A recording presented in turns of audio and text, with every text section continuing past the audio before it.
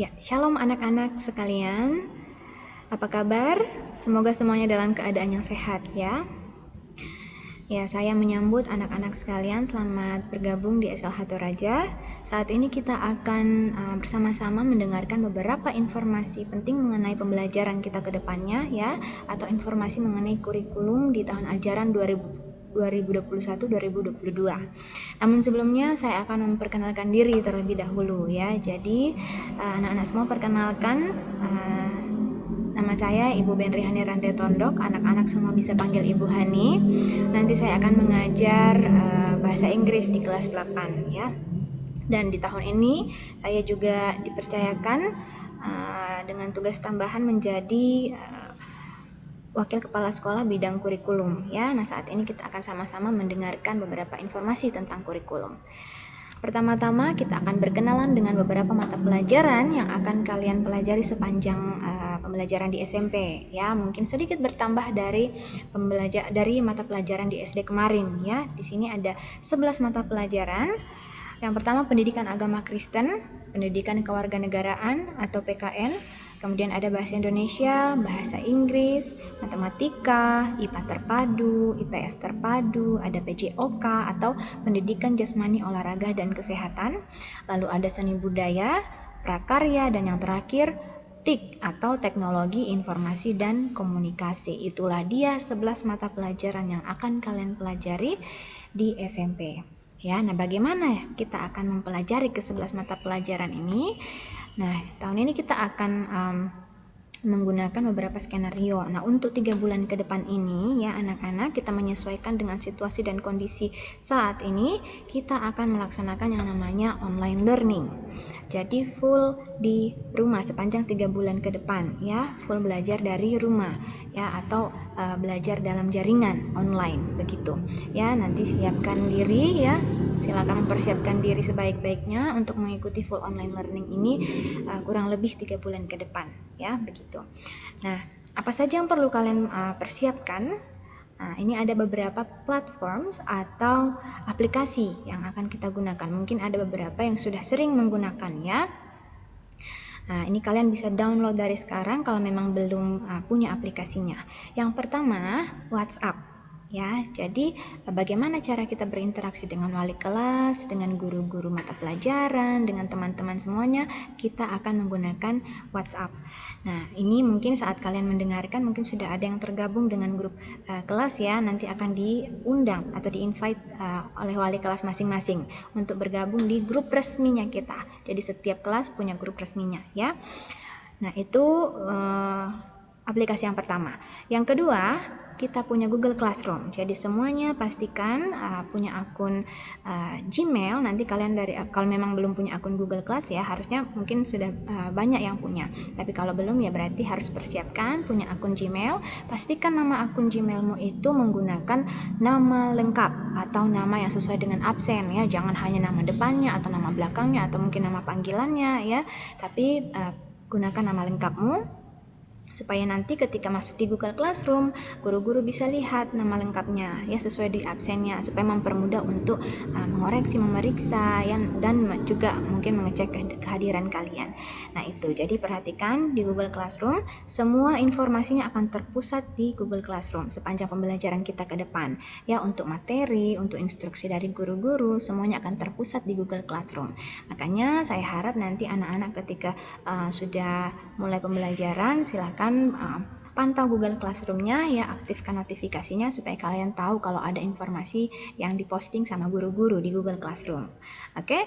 Kemudian ada Google Meet. Nah, ini untuk live session. Ketika guru akan menyampaikan materi secara live ya, kita akan menggunakan Google Meet. Nah, ini juga bisa diakses, kalian daftar ya untuk punya akun Google Meet lewat Gmail-nya nanti.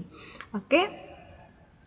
Itu 3 aplikasi yang akan sering kita gunakan di sepanjang pembelajaran online learning ya. Nah, lalu kita masuk di sesi pembelajarannya ya, setiap harinya alokasi waktunya seperti apa. Nah, ini dia. Jadi di hari Senin, Selasa, Rabu dan Kamis ya, kita akan mulai pembelajaran dari jam 8 sampai pukul 14.10 begitu. Ada 8 sesi pembelajaran di situ ya. Nanti kalian lihat di sini ya, kita mulai pukul 8 sampai 14.10. Di pukul 8 sampai pukul 8.15 kita akan awali dengan devosi ya. Jadi setiap hari akan ada devosi pagi yang wajib kalian ikuti dari pukul 8 sampai 8.15. Setelah itu masuk di sesi yang pertama ya, 8.15 sampai 9.15 masuk sesi kedua ya di situ. Kemudian pukul 9.15 sampai 9.30 ada break ya, break 30 menit. Setelah break akan masuk di sesi yang ketiga, lalu keempat, lalu kelima ya. Setiap sesi ada 30 menit gitu ya anak-anak. Sampai di sesi kelima nanti pukul 12.00 sampai 12.30 adalah lunch time-nya. Jadi kalian bisa istirahat makan siang pukul 12 sampai 12.30. Lalu disambung sesi ke-6 dari 12.30 sampai 14.00. Nah, setelah itu akan closing di pukul 14.00 sampai 14.10 ya. Itu adalah sesi pembelajaran dari hari Senin sampai hari Kamis. Berbeda di hari Jumat. Di hari Jumat anak-anak kita hanya akan ada 6 sesi pembelajaran ya. Waktu mulainya sama, pukul 8 pagi juga, dan diawali juga dengan devosi ya, 15 menit. Lalu disambung dengan sesi pertama sampai sesi ketiga, lalu ada break 30 menit ya, hanya ada satu kali break di situ. Lalu disambung dengan sesi keempat sampai sesi keenam sampai di pukul 12.30. Begitu. Jadi ada perbedaan sedikit di hari Senin sampai Kamis dan di hari Jumatnya. Gitu ya. Jadi kita selesai lebih awal di hari Jumat. Itu adalah sesi pembelajaran kita sepanjang online learning ya. Nah, bagaimana teknisnya yang perlu kalian perhatikan? Yang pertama, tadi saya sudah sebutkan ya. Jadi setiap pagi pukul 8.00 kita akan mengikuti devosi pagi ya, setiap kelas ya. Ini wajib, durasinya 15 menit. Nanti kalian pastikan mengikuti dengan sungguh-sungguh dan juga menjawab pertanyaan refleksi yang diberikan sama wali kelasnya ya. Lalu pembelajarannya saya sudah jelaskan juga, ada 8 sesi ya di hari Senin sampai Kamis ya. Mohon maaf mungkin ini ada sedikit kesalahan. Lalu di hari Jumatnya nanti ada 6 sesi, cuman 6 sesi gitu ya. Pembelajarannya silakan memantau Google Classroom dan WhatsApp masing-masing. Lalu untuk penugasan saya juga sudah jelaskan tadi, akan terpusat semuanya akan diposting melalui Google Classroom ya. Nanti akan ada pelaporan atau mungkin pengingat ya, reminders dari masing-masing guru mata pelajaran lewat WA gitu. Tapi untuk semua materi, untuk penugasan ya, koreksi dari guru nanti semuanya lewat Google Classroom gitu. Kemudian perhatikan juga seragam sepanjang pembelajaran online, sepanjang pelaksanaan BDR, kalian harus pastikan menggunakan seragam rapi ya selama pembelajaran. Kemudian untuk komunikasi, baik itu dengan wali kelas ataupun mungkin dengan guru mapel nantinya, selain di Google Classroom, kalian juga boleh menghubungi lewat WhatsApp ya, tanya jawab di WhatsApp. Cuman yang perlu diperhatikan adalah anak-anak perhatikan waktunya ya, jangan sampai tengah malam chat kepada guru, jangan ya. Atau juga menggunakan bahasanya diperhatikan, menggunakan bahasa yang sopan. Oke? Itu untuk teknis pelaksanaan belajar dari rumah. Kita masuk di skenario yang kedua ya, atau perencanaan kalau misalnya situasi dan kondisi sudah memungkinkan kita untuk bisa tatap muka. Nah, kita mungkin akan melaksanakan yang namanya blended learning. Saya jelaskan dari sekarang saja ya. Untuk 3 bulan ke depan ingat kita mungkin full online learning.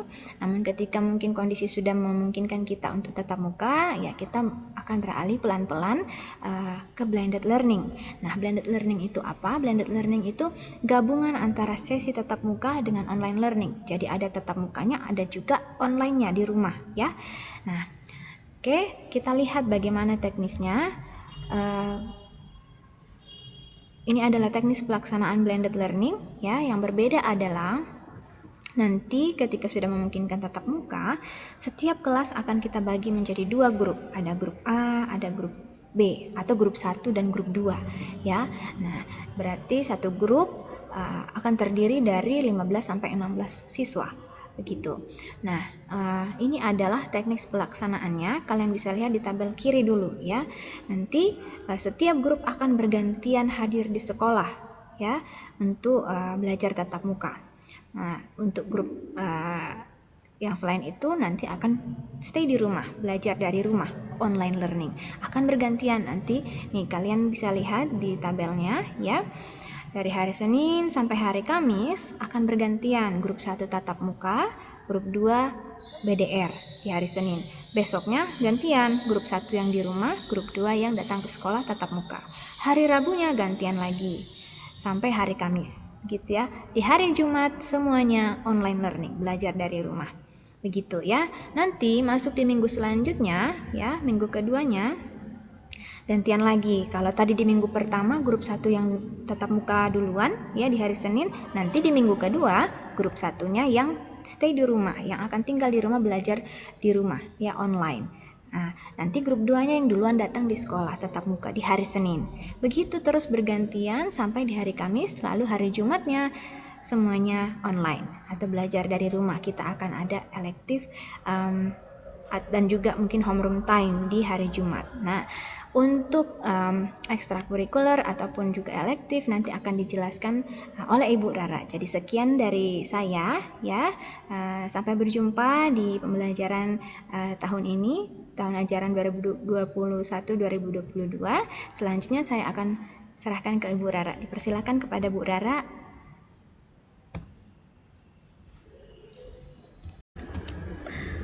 Selamat pagi anak-anak semua. Pada saat ini kita akan membahas tentang kegiatan kesiswaan ya. Ini berkaitan juga dengan kegiatan ekstrakurikuler yang akan dilakukan di SMP Lentera Harapan Toraja. Ya. Yang pertama, kegiatan kesiswaan yang pertama itu ada kegiatan kerohanian ya. Jadi ada devosi, ada chapel, ada Natal, ada Pasca, retreat dan service learning. Kemudian ada acara tahunan sekolah yaitu graduation, lalu ada upacara bendera dan upacara Hari Besar Nasional, lalu ada senam pagi bersama. Nah, lalu ada juga bulan bahasa dan porseni. Nah, beberapa kegiatan ini selama masa pandemi, beberapa tidak dilaksanakan karena memang situasi dan kondisi yang tidak memungkinkan untuk kita lakukan. Lalu ada kegiatan kesiswaan yang kedua ya. Kegiatan kesiswaan yang kedua itu ada elektif, ada after school, ada OSIS dan pramuka. Nah, untuk after school, OSIS dan pramuka untuk sementara di masa pandemi ini memang dinonaktifkan karena memang kondisi yang tidak memungkinkan untuk kita laksanakan, tetapi elektif tetap berjalan ya.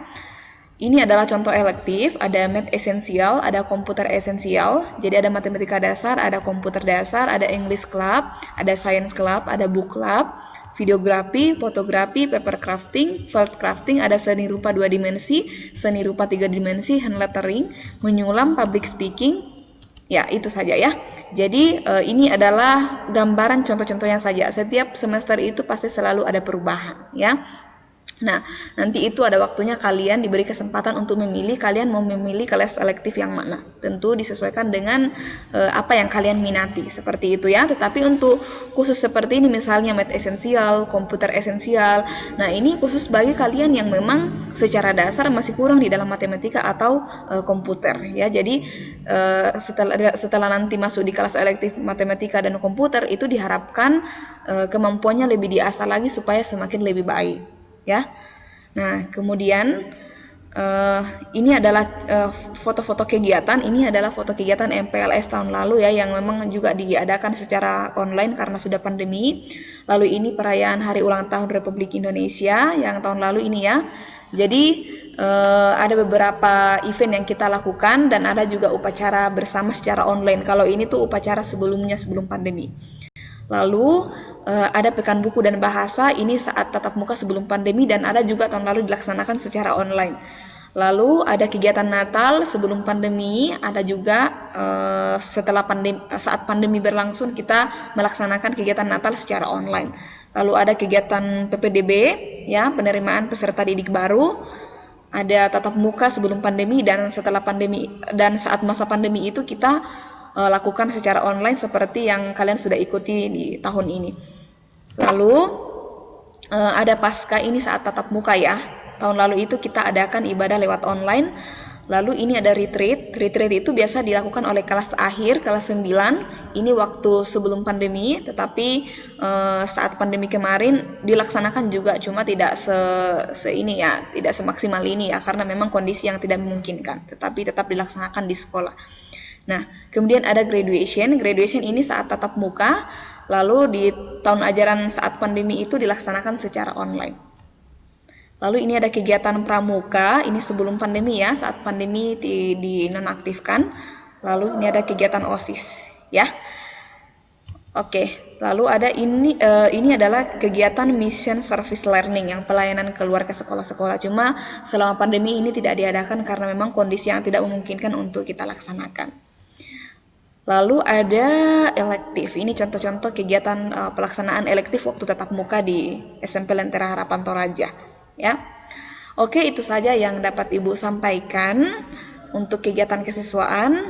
Jadi sudah tergambar ya apa saja kegiatan-kegiatan kesiswaan di luar dari akademik yang kita lakukan di SMP Lentera Harapan Toraja. Terima kasih.